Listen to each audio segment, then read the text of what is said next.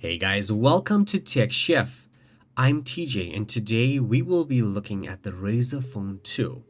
Razer is synonymous with gaming peripherals, and as you've guessed it, this is a gaming orientated phone with specs to match. The device arrives in this matte black box with the Razer logo embossed on the front of the box. The left and right have the text Razer, the top is blank. And the bottom of the box lists its contents. You can pause and read it. Let's get this opened. There is a pull tab on the side that magnetically disengages to reveal the phone. Fancy. First up, you are greeted with the text Flagship Gaming on the left of the box and a letter from the CEO. You can pause and read it. Here is the phone. Let's come back to this. Flipping the tab over reveals a slipcover. Here we have the SIM card removal tool and how to use it, as well as how to set up the phone on the reverse side. The phone does allow you to expand the storage via micro SD card slot. This booklet lists its content. You can pause and read it. Razer did include some stickers. Here is the travel charger with a USB Type-C port. The box does include a USB Type-C to a headphone adapter. Here is the USB Type-C to Type-C braided cable. And you have to appreciate the incredible detail. Just look at the green accents in the USB. Finally, here is the beast itself. This video does not do it justice. It is a massive phone which is only further emphasized by the squared off corners. The phone has a gorgeous glass back, all in black. Whoa, that's a tongue twister.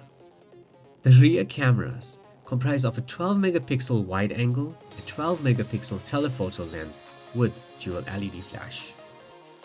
The back also has a subtle but not so subtle Razer logo. More on that later. Yes, the phone is a fingerprint magnet. On the front, you have an 8 megapixel camera and the sensor array. One cool feature is the stereo speakers.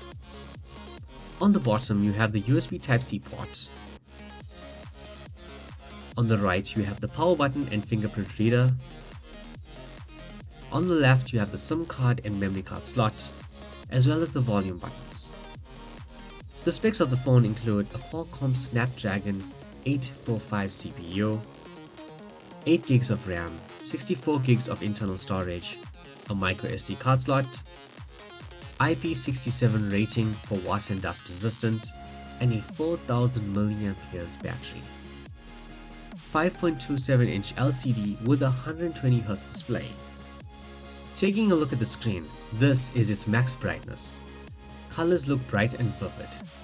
You may be asking yourself at this point, TJ, why this phone? Why this phone over the Samsungs, Huawei's or iPhones?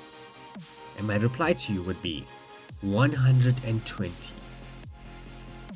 This phone has a 120Hz display. What this means is the screen panel is able to refresh the content being displayed at a much higher rate than the standard phones out there.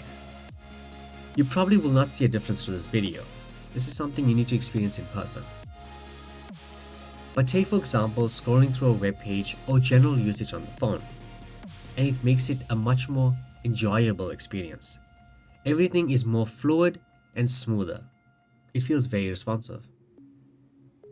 And now you're probably asking yourself, TJ, if this is so awesome, why don't all phones implement this? Well, one downside to this would be battery life. Razer did think about this and allows you to select which refresh rate you would like.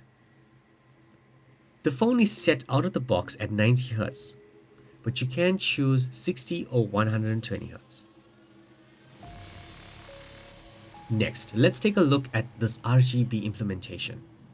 This is managed by accessing the chroma in the settings menu. There are multiple options here, such as changing the brightness of the LEDs, selecting a single static color, choosing an effect, or completely turning it off. This isn't just a gimmick, as you can set the LEDs for notifications.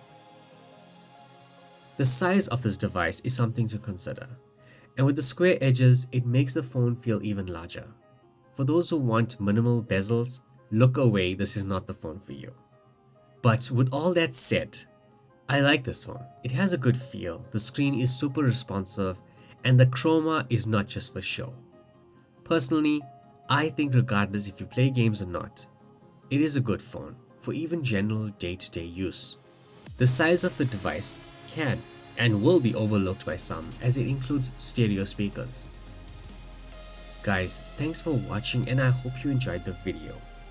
Shout out to my friends at Aleatoric PCs for sending over this review sample. I will leave their links in the description, go and check them out. Please like, share, subscribe, and let me know in the comments below.